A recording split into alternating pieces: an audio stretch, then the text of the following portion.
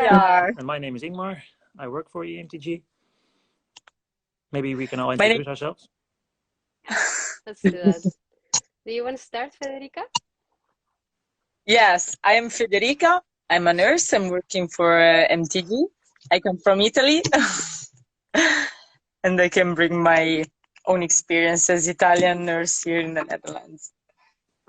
Nice. And you, And you? Elena? Well, my name is Elena. I'm also a nurse from Spain, from the Canary Islands. And I also worked for EMTG and I finished their program and now I'm working in Amsterdam. And also nice to share my experience. Yeah. And you, Marina? I'm Marina. I'm from Portugal, and I'm also a nurse here in Netherlands. But I am a nurse in the south, in Bronsum, since August last year. Oh, nice. Oh, thank you for joining. So, how do you think working is in the Netherlands, all of you? It's a good question to start. Yeah. Well, I've been here in the Netherlands working as a nurse for like 2.5 years, and I've done different things. For me, it's been such a difference because the Spanish way of working as a nurse is totally different. You have to wait until they'll call you to get a job, and here, for me, that they would like find a job for me in a house, it was so easy. And yeah, that way I could just focus on my job and just like getting better as a nurse. So that was really helpful. That's really nice. And you, Marina? Yeah, I came from Portugal. I stopped working there in January, and I came here in June. Yeah, but it was a little bit tough because it was Corona tide, the vacation tide. But then I started in August in a senior residence. Yeah, it's really a big difference between here and Portugal. Portugal, yeah, it's really difficult to get a job, and yeah, you get really bad paid, and yeah, it's really different. Oh, yeah. The experience is really different. Yes. And you, Federica? Yeah, for me as well. I've worked for 6 years in Italy in a hospital, 2 different hospitals. The big difference is that in Italy, there's the queue, we love to say, in front of the hospitals for the nurses who want to get a job. So there's a high request of job by the nurses, and there's a lot of concurrency. So actually, all the employers can always tell you, yeah, okay, you don't agree with our policy or with the rules that we have of the work standards that we have. Come on, you can go. The door is open. We will for sure find someone who will replace you. So sometimes it can sound like a blackmail. While here in the Netherlands, there's a high request of nurses from the hospitals and from the healthcare system, but there are not a lot of nurses in general. So also the organizations compete with each other to have you, basically. And the quality standards for the workers are actually higher, in my opinion. Oh, that's Yeah. really nice to hear. Yeah. And how is do you think the respect for nurses from the patients, for example, in the Netherlands compared to Portugal, Marina? Yeah, the respect is completely different. Here you get respected by your colleagues and by your patients. Yeah, there is also always a little bit of competition and everyone think that it's better than you. But yeah, in my work, where I work, there are not a lot of nurses in the whole institution. We are 3 or 4 nurses. So the lower levels, they can't compete with us because we are nurses and we are needed. And also with the patients are really, really respectful. And I am, as they say, a buitenland. So they understand that at the beginning it was really difficult for me because I didn't speak perfect Netherlands. That it was difficult, but they give me time, they respect, they try to explain the things in another way to me to understand it. And it's really, really good. And in Portugal, Portugal is not the same. The patients don't have respect for nobody, for nurses, for assistants, for nobody in the healthcare system. The colleagues also. So it's a really, really big difference. Oh, nice to hear. And Helena, do you experience the same things here? Well, I think in Spain, people do respect the job that we as nurses do, especially after the pandemic. I think that respect is higher, but I don't see that respect in the way they treat us with the conditions we get. So I think the patients do respect us in Spain, but not so much the government or the institutions that regulate all the working conditions. And here in the Netherlands, as Federica said, you have way more options. So you're actually the one that is a bit able to choose what you want to do, and that's really nice. And as for the patients in the Netherlands, yeah, every time I say I'm from Spain, they think it's hilarious. They love it. They always say, "Oh, I've been in Benidorm," and I'm like, "Yeah, I've never been in Benidorm, but nice." I think that's great. And Yeah. they also value a lot that you try to learn their language, because not a lot of people speak Dutch. So they think it's really nice that you try to do it, even though you have an accent, even though sometimes you like make a little mistake. I think yeah, they think it's funny and they value that. So Oh, it's really nice. yeah. Federica, do you have the same experiences? Yeah, I totally agree with Helena. Also in Italy, I think that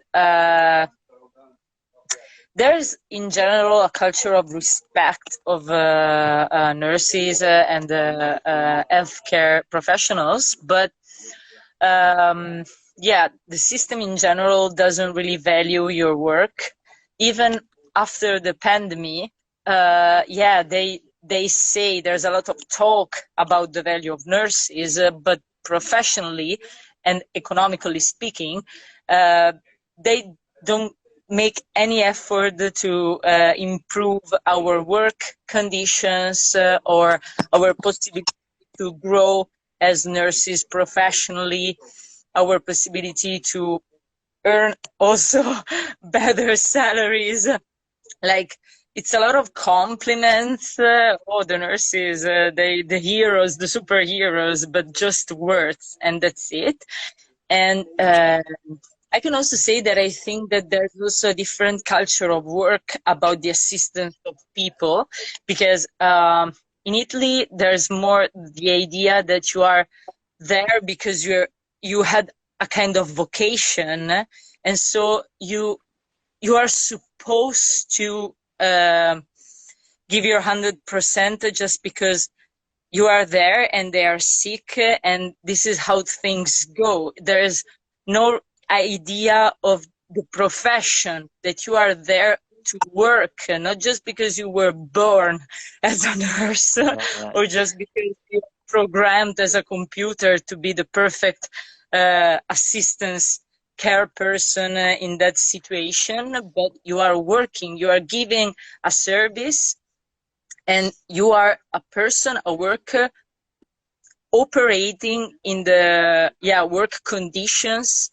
that allow you to work in a certain way. So it lays not everything on your shoulders.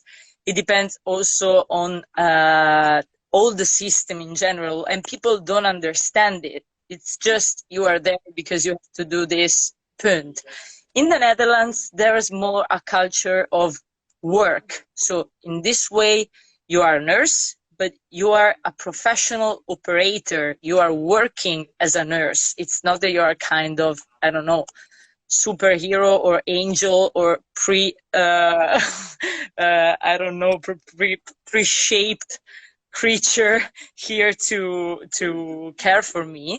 So they respect the fact that you are there to give a service to operate in your field, like, I don't know, a business manager operates in the financial field. So there's also a different level of communication in this way that I find more professional in general.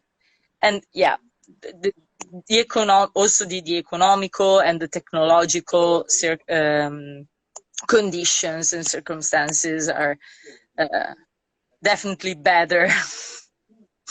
Oh, it's good to Yeah, hear. I agree with what you say, Federica, because like for me, something that surprised me a bit is that we don't call patients, we call them clients. So that Yeah, implies a bit that type of like professional role that she's talking about. And yeah, I kind of like that. I never thought of it when I was living in Spain. exactly.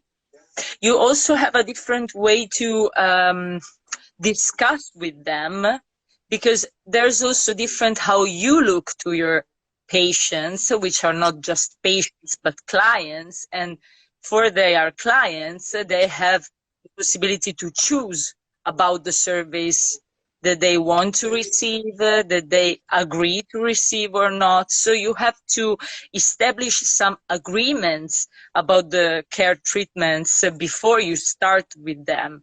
It's not that you come and you say, yeah, I have the superpower of the cure. I know what is better for you. You don't have to put any word about it. You Yeah. have just to follow me. It's not like that. You Yeah, have it's to personalized. it. Yeah. Yeah, what people are available to try or not, and they are really the first responsible of themselves. And you have to be able to communicate with them, also to convince them, and there you can demonstrate your professionality. Yeah. That it's not just that they have to assume that you're right because you wear a uniform, but you have to be able to explain the scientific and logical reasons behind your suggestions or choices. So it's pretty challenging, and yeah, I think that it's a more professional way to work. Yeah, yeah, I feel the same. In where I work, we call the patients. We don't call them patients and neither clients. We call them residents, and we have like our big say is that the residents don't live in our workplace. We work in their own homes. So with that saying, yeah, it says all, because we are there for them. We are just a visit, and they live there, and we just come to visit and to do whatever they want, and not what we want. So for that is everything different. That's really good to hear. And how do you guys compare the work-life balance in the Netherlands compared to Italy, Spain, and Portugal? Elena? Yeah, yeah, I can start. Yeah, for me, yeah, it has also been a really different experience because in Spain, I never knew like my working schedule. So when a friend would say to me, "Hey, do you want to go to the beach this weekend?" I would never know what to say. I would be like, "Well, maybe I can tell you Friday, but maybe it's not sure because maybe they call me to work." So that was kind of annoying. Also because, yeah, as a young professional, you also want to start traveling, you earn some money, you want to explore the world a bit more, and that's literally impossible.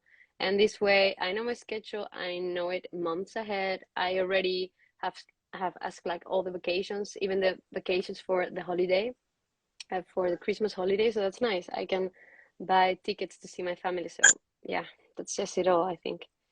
Yeah, it's really nice. And Marina? Yeah, from Portugal is also a big difference. Yeah, here I work 32 hours per week, and it's only 32 hours per week. Or in a week I can work 40, but in the next week I will only work 24 hours. So in the whole month I have a balance, and in the end of the month I have only worked 32 hours per week. And if they need me, they ask me in advance, and I get paid for it. And in Portugal, I had a 35 hours per week contract, yeah, but I never worked only 35. I knew my schedule in the end of the month before. If I needed to work in the 1st of September, I would know it, yeah, in the 27, 28, 29 Augustus. So yeah, I never knew my schedule, also like Elena. And I had, in the end of the previous month, the schedule for the next month, yeah, but it's always, yeah, it can change every time.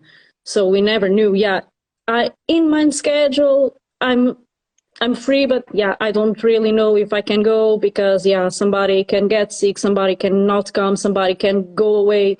So we never knew. And we worked a lot of extra hours and we never get paid. Yeah, and the conditions were not the same. And here I know my schedule in advance. I can plan my life. I can plan dinners with friends. I can plan travels with my husband. So yeah, it's really, really different. Oh, that's really nice. Do you recognize that, Federica? Yes. For me, it was kind of better in Italy than what I hear from Elena and Marina, because actually I knew my schedule month per month. So I could know a month in advance what I was supposed to do the following month. But especially in the Corona period, this like freaked out. We hadn't really regular schedules. We knew maybe week per week which shifts we should be supposed to to have our stuff. And after Corona, it became easier for the organizations to maintain this kind of flexibility. That for them was flexibility, for us it was a way to, yeah, never to know what you were supposed to do of your life. Here, I have like a basis schedule of 1 year, and then, yeah, there can be some months where when it my colleagues work on it again, but you know always like months in advance if something changes or whatever. So you can actually plan your life. And the fact that you the contracts are basically from start from 32 hours per week. Then you can maybe work also 36 or 40 hours, but you're gonna plan it and ask for it. And a lot of people not complain, but look at you like, really? Do you want to really work 36 hours per week? It's not too much. So, because for them is for them, like for you, Dutch people is like normal to have a balance between your work life and your personal life. You work in order to have a personal life. It's not that you live for work. So this is pretty nice, and it's pretty nice also to see that if you are like overworking, there are some people called the coaches who are always there to check it and to ask you like, hey Federica, we see that you are working a lot. Is it all right? I mean, maybe is it better for you to make a step back, or do you need some help, or do you want to talk about it, or is it fine for you? Okay, in Italy this is like kind of not imaginable. Oh, So yes. Yeah, thanks. I saw someone ask a question. She asks, what happens if another nurse calls in sick and you're not available to come in and cover for that nurse? What does the system do? Yeah, you can start. Sorry, I was thinking. At least at my work, the Zorg managers, like how to say no in English. Yeah, my boss, Yeah, the manager. Yeah. to say it. They always try to arrange it. And if you say, yeah, I can do a double shift, they look at you and they say, no, you are not going to do a double shift. It's your shift. You are now here and you are going home. It's, yeah, usually you don't do a double shift. Usually, only if it's the last thing that they need to do. But then, if you work from 3:30, you will not work till 3:30. You will go for example 11 of 12 hours na home. You are going at home and you will go to rest, and then in place of starting on 2:30 you will start later. Oh, yes. So at my work is like that. You don't never ever do a double shift.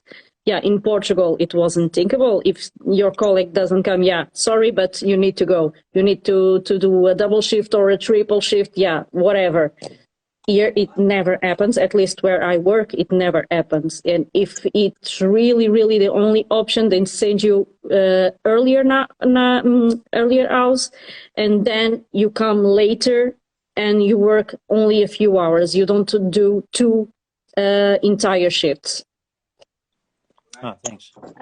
They also have these like flex teams, and they are like nurses that work on their own. That's what we call in Spain autonomous. So when they cannot really find somebody from the normal team because people are on holidays and one calls in sick and you cannot come because you have private things, they normally try to call one of these agencies and arrange somebody else. So they're kind of respectful with your private life. Like if you say sorry, I can't, they will never like look at you bad or something. They understand it.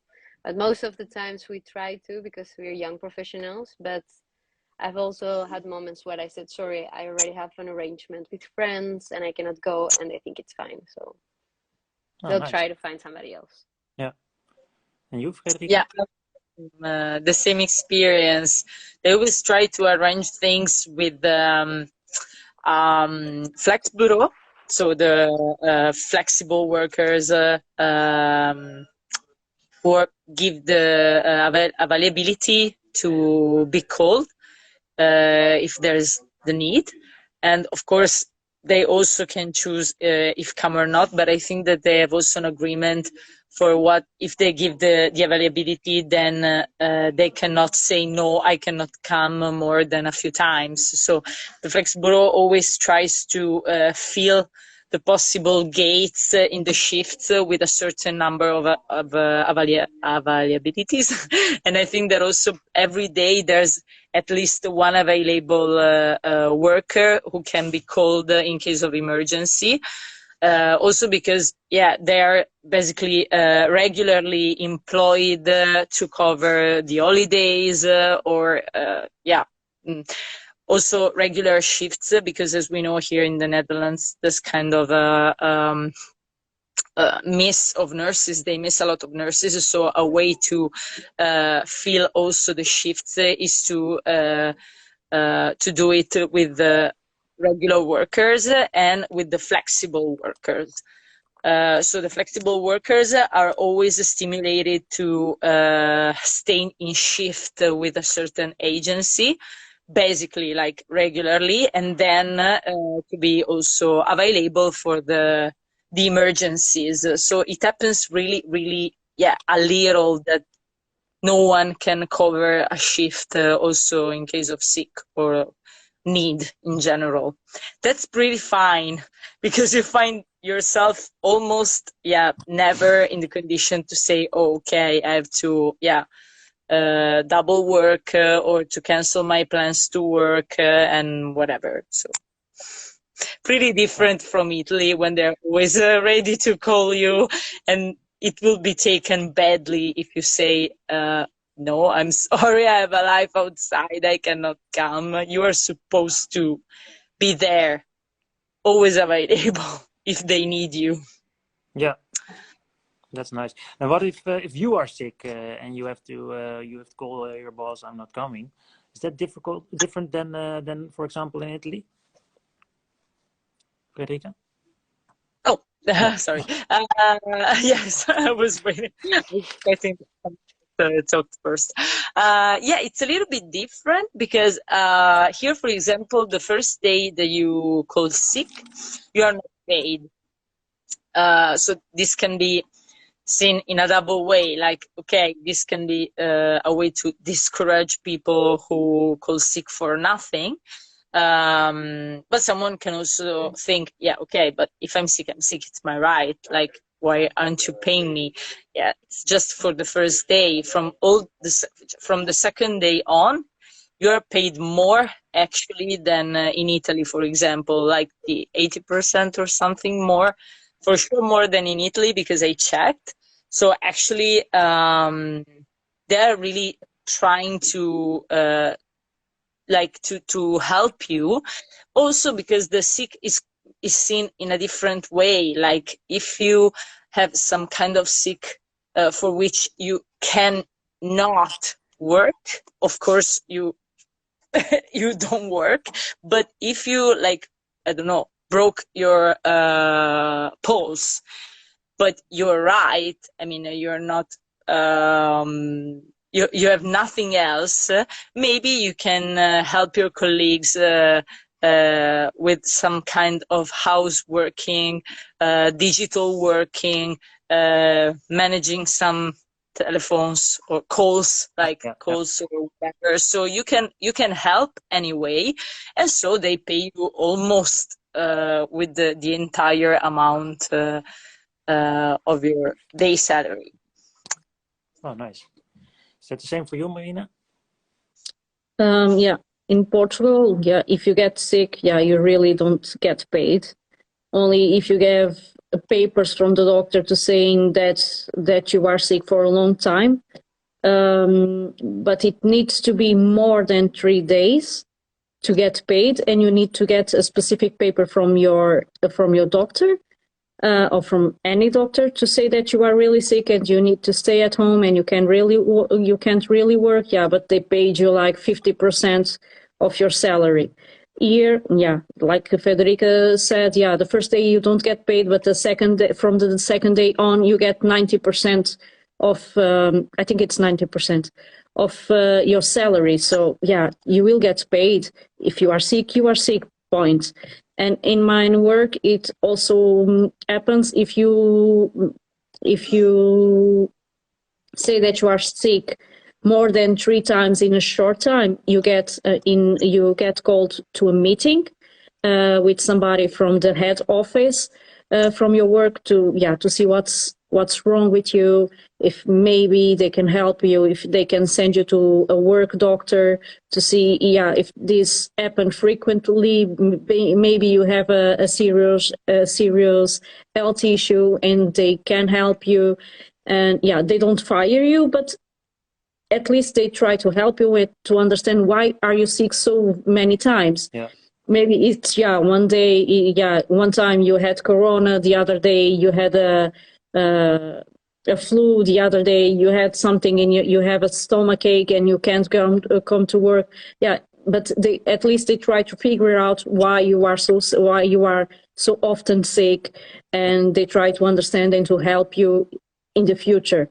Because if you are sick a lot of time, maybe you have a health issue and they need to help you. And like Federica say, yeah, maybe instead of coming and to help people in the morning with getting ready for the day, maybe you can come just to give the medicines, of just to call the doctors, to do really light work. And you get, if you come and you help and you do the work, not all work but the light work, you get paid as well as a normal salary. You get paid as well, but at least you are there, you are useful, and you can do something instead of staying home doing nothing. Yeah, nice. Helena, do you have the same experience? Well, in Spain, also when you're only one day sick, you always have to give like a confirmation from your family doctor that says that you're sick, and in that sense, that's the only way you can get paid. In the Netherlands, when you're sick, and they actually, by law, they cannot ask you what do you have. So I think Yeah, that's true. yeah, that's really nice because maybe it's something really personal or private, or you just don't want to share that information with your colleagues and they cannot ask you. So that's nice. And as they said, in case that's some like a long-term disease or something, of course they help you and they plan with you a whole schedule of like maybe you come 2 days in a week, 2 hours only, and you do some like little things that are not that yeah, that hard. So that's nice. Oh, thanks. For example, you want to specialize as a nurse or and follow a study or something. Is there some? Is it that? Do you get help from that with your work in the Netherlands, Frederica? Yes. No one will say against you like, oh, it's a bad thing that you want to study more because now we have to deal with it. You know, you maybe will be less available to cover the shifts because you will be supposed to go to the university or whatever. For them, it's just an advantage to have someone who's ready to improve himself, to know more, to acquire more knowledgement about the subject. And actually, there are a lot of offers that the agencies, the hospitals or whatever, the healthcare institutions themselves offer, so give to the workers that they already employed or the new workers who want to apply for them in order to follow like further specializations. So we have always to start from the point that for some specific areas you have to be specialized. So there's not the idea like in Italy, for example, that you always learn on field, like that you are sent one day suddenly to the intensive care and you will learn on your own skin and on the skin of patients. We have also master courses or whatever, but they are not mandatory if you want to go to work to like the ER or the intensive care and whatever. Here in the Netherlands, you have to be specialized to go to work there, and they are ready to provide you the course, the specialization in order to achieve the competencies to go to work there. And they are ready to pay it for you. Of course, at the end of the course, like 1 year course, you're not supposed to say goodbye, like, okay, thank you, you paid for me all the school, and now I'm leaving to go, I don't know, to work for another agency. Maybe you have to stay like for another year or maybe 2 years in order to, yeah, put in practice what you have learned. But you don't have to pay for your course and you will receive a complete education about it. So another world from Italy. I mean, when I have a master in wound care, when I did it in Italy, the problem was that I had mandatory days of school, so I was obliged to go to school in those days, and it was like a drama because I couldn't be at work covering the shifts. I had to use my holiday days to go to the stages, for example, that I had to follow for the school. Here is like they look at you like, what? You had to use your holiday days? Unacceptable. And I actually received a blackmail at a certain point, like you cannot create too much problems with this kind of dealing, okay, between the school and work. Otherwise, we will make it impossible to you to go on to follow your mandatory days for the school or the other stages that you have to do in order to complete the school, so that you will quit and the problem is solved. Oh, it's You won't go horrible. with the What's master, and wrong we with will have them? work back. Okay. That's really terrible to hear. Yeah. Yeah, so So it's a pretty lot better, different. lot better over here. Yeah. Yeah.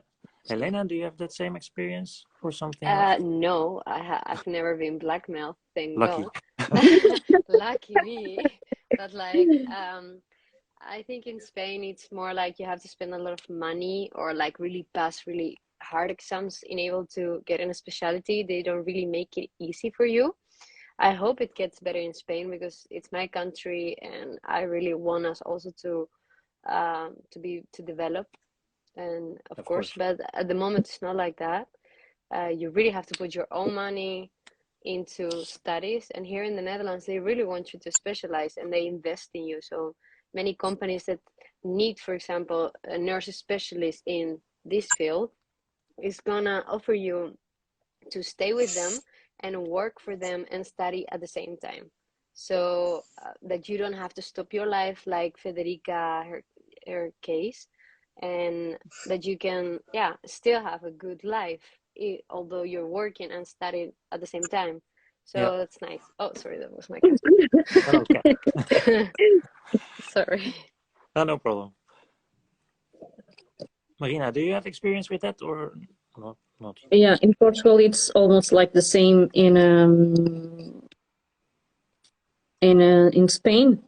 Yeah, if you have to go, if you want to do a specialization, you have to pay a lot, but really, really a lot.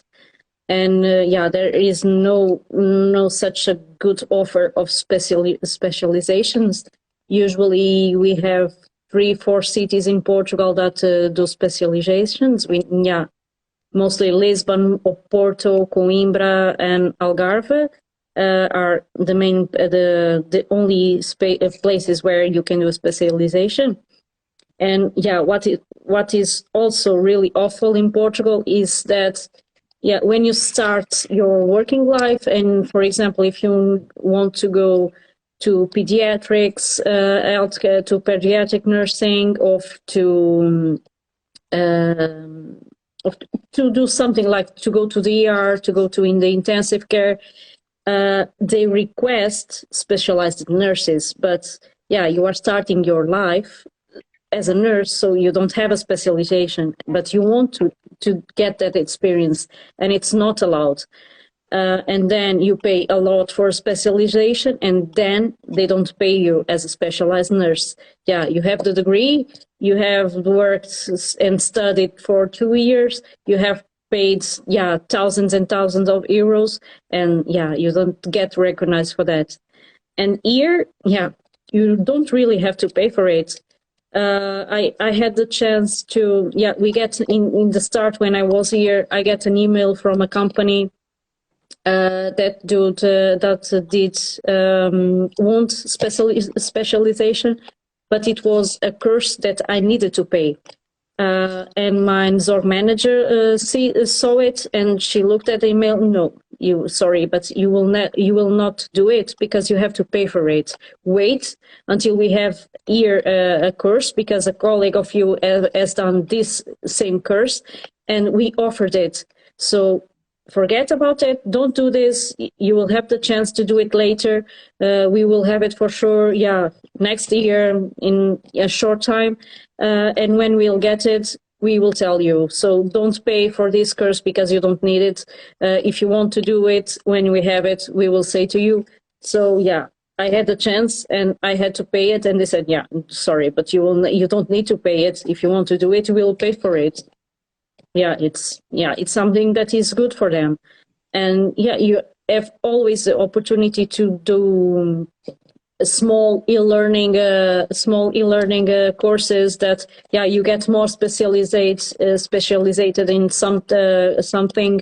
For example, I am the head nurse of medication, and I have a lot of e-learnings to do just for the medication. So yeah, and I don't have to pay for it. They just offered it, and then they said me, yeah, you are the specialized in medication. So yeah. Oh, that's really nice to hear. Sometimes you hear that in order to grow in your professional career, you have to know the right people or need recommendations from the right people to advance in your career. Do you recognize that in, for example, Portugal compared to the Netherlands over here? Yeah, in Portugal, it's really like that. If you want to go to a specific hospital, to a specific place, yeah, you really need to know the right people. You need to be the son of somebody, of the cousin of somebody, of the daughter of somebody. You need to know really somebody important. Here, don't. Yeah, you just get. Oh, sorry, I'm going to that place. Yeah, and you go. Yeah, you don't need to know anyone. You just need to know yourself and to know that you are able to do it and go. You don't need to know nobody. Ah, nice. Yeah, that's good to hear. Federica, I saw you nod. Do you recognize that? Yeah, I recognize the nepotism in Italy, because it's not like mandatory that you know someone in order to grow as a professional. If you're really good at your job, you have also chances to grow, but it's pretty hard because it's a really competitive field, and it helps a lot if you know the right people, or if the right people like you. So if you be able to be liked from the right people who can help you to climb the vertical line of your career. Of course, if you're good at your job, it also helps. But if you compare someone who maybe is not so good, but also not so bad doing that stuff, but he or she knows the right people, and you are really qualified, but you know no one, you are maybe a little bit an introvert, so you are not so able to make yourself loved by other people. You just go and do your work. The first person will have more possibilities than you to achieve some high levels, I think. Yeah.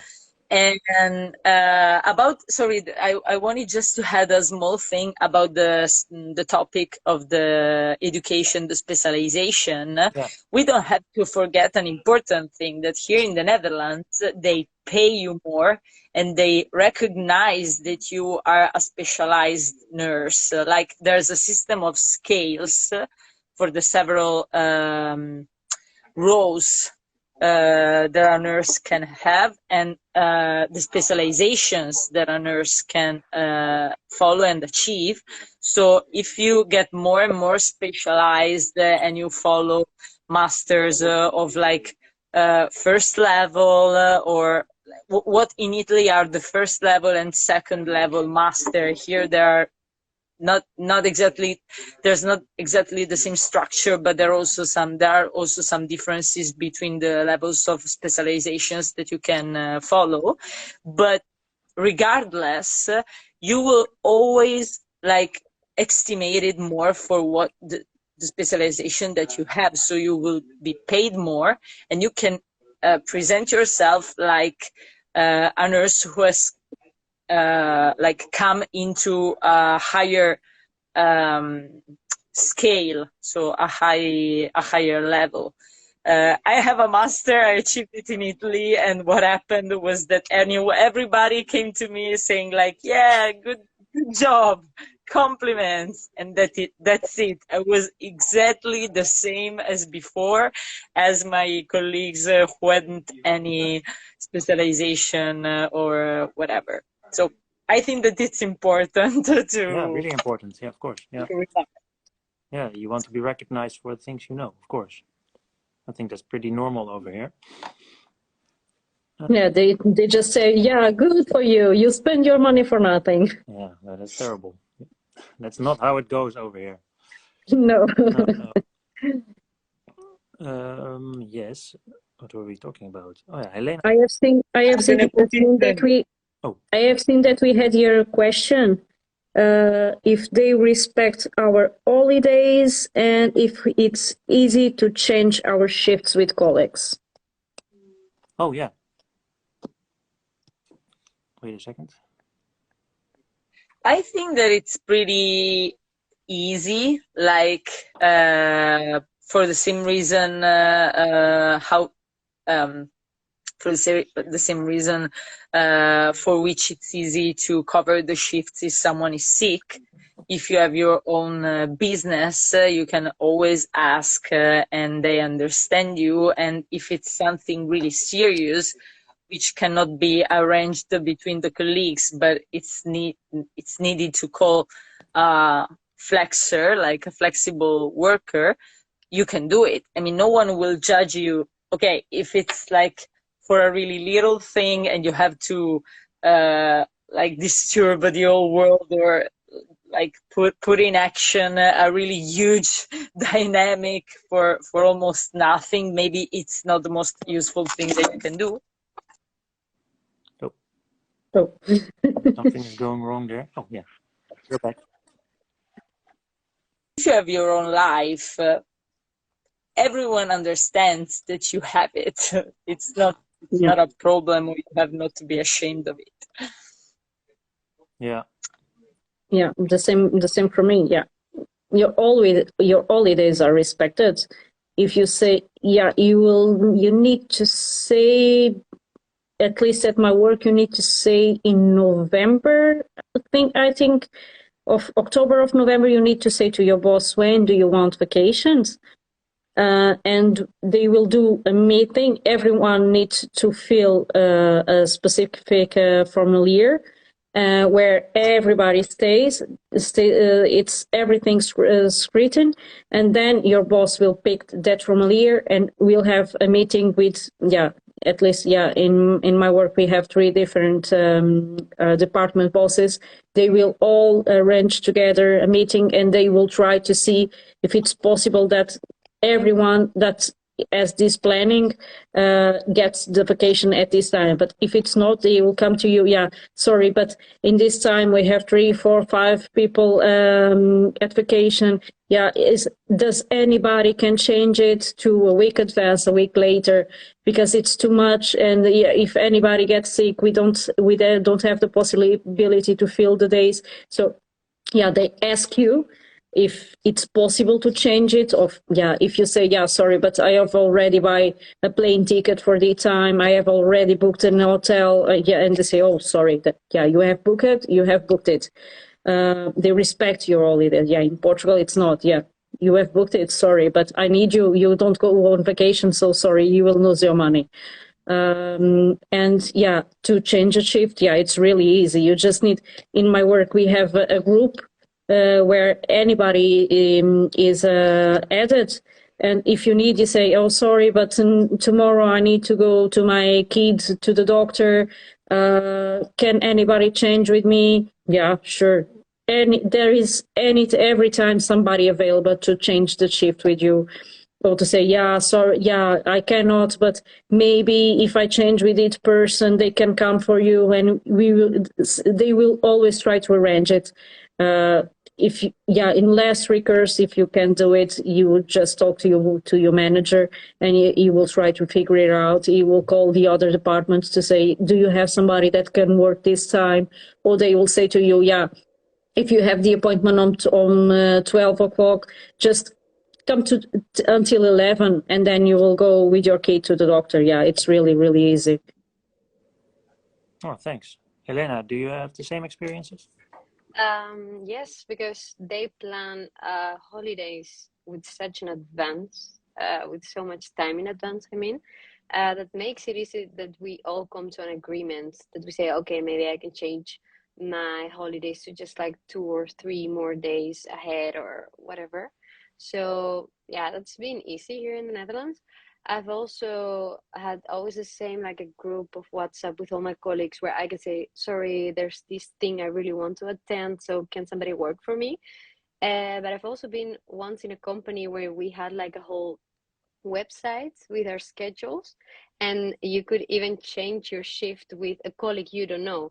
that maybe works in another place, but for the same company, and that colleague sees that you put a post saying, please, can somebody work for me? And that colleague that you don't know can answer back and say, okay, I do this for you, and you this one, and you do this one for me. So yeah, that's pretty sick. I think that's nice. Yeah, it's really nice to hear. Someone here is asking a question. Do you find differences working as a nurse among the Netherlands and your country, Helena? Can you Difference, answer? there's so many difference, of Yeah, I think course. that's I think that's quite a general question, yeah, but it's maybe quite some a small general questions. We've been details. talking about this in all this live Instagram, but I think the main difference is that here in the Netherlands you can still have like your own life. Regarding to what Federica said, you work here, not work is not the center of your life. Here I feel more like that my own life and my own goals are more the center. And in Spain I was all the time like really close to my phone waiting for them to call me. So that's the main difference for me. And also the economic stability that it brings you, that you always work the same hours every month. Yeah, in Spain you could have way shorter contracts in a month, so you know you're gonna get paid less and stuff. And here, yeah, you can also have economic goals here in the Netherlands. Yeah, nice to hear. Federica, do you have answer to that question? Or with a different? For me, the most important difference, if that a nurse here in the Netherlands can achieve. Hiervoor heb ik toegang nodig. That's how Dutch sounds. So a nurse here in the Netherlands can achieve a lifestyle level and a work style level, which allows you to have some standards of life that in Italy you could never achieve as a nurse. Like I will be able to work in a really good way and to earn a salary which allows me to be independent and have a beautiful apartment just on my own, so just for myself, at the city centrum of Utrecht. It's like if you try to go to live on your own in a beautiful apartment just for yourself in the centrum of Milan. A nurse, just with the salary of a nurse, won't ever be able to do it. Okay. Yeah. That's a matter of fact. You can work and maybe you can do it, but you have to work all the extra shifts that you can, most at night and stuff. I will do it just with a regular work, even without night shifts, with a quality of work that I really like, and yeah. So I think that you can live like with better standards here than in Italy as a nurse. That's good to hear. Do you have something to add to that, Marina? Yeah, the difference is really, really big. Yeah, just like the stability, because here you know your schedule in advance, and for example, in Portugal, you don't know it. And in Portugal, you can work your ass out, and you will get paid exactly the same. You can do how many night shifts you want. You will be paid exactly the same. Yeah. And here, no. Here you get paid for what we call the irregular hours. If you work a Sunday, you will get more than double paid. If you work a night shift, you will get more than double paid. And if you do extra hours in advance, more than extra hours from the 32 hours per week, you get paid for those extra hours. So it's financially is a really big difference. Yeah, and also the amount of work that you have, it's really not the same. Here, I can say that I have 10 to 12 patients per shift, and in Portugal, I could have 30, 40, 50 patients per shift just for me. Oh yeah. And here I have 10 to 12 patients, but not just for me. It's for me, and I have like an extra worker that comes to help. We have three Oh, I just came the word now in Netherlands. We That have three happens a lot. different. Yeah, and I just came from work, so the Netherlands is in my head. Yeah. We have three, like to say, different departments that it's from the same boss, from the same manager. Yeah. And we have one extra worker that comes to help in the three departments. So yeah, I have 10 to 12 patients and I'm never alone. And also the managers come to help us. She come every day at 8 o'clock. She come to all departments. They say, "Can I help you? Do you need some help? Everything is calm here. Can I help you?" Yeah. So yeah, it's really different from Portugal. So there's less stress on your work. Yeah, really less stress. Yeah. In Portugal, you live for work, and here, yeah, you live for your own life, and work is just an apart thing. Yeah, I think that's a nice conclusion to this interview, as you can call it. I want to thank you all a lot because we're already talking for an hour, and I think it's nice to close now. So thank you all, and bye bye. Bye. Adios. You're welcome. It's a pleasure. See you soon. Bye. Bye. Doei doei.